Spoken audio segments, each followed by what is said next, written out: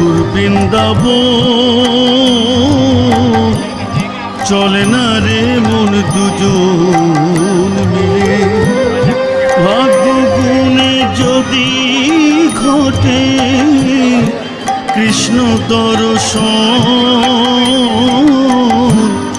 চলে না রে মন দুজন মিলে।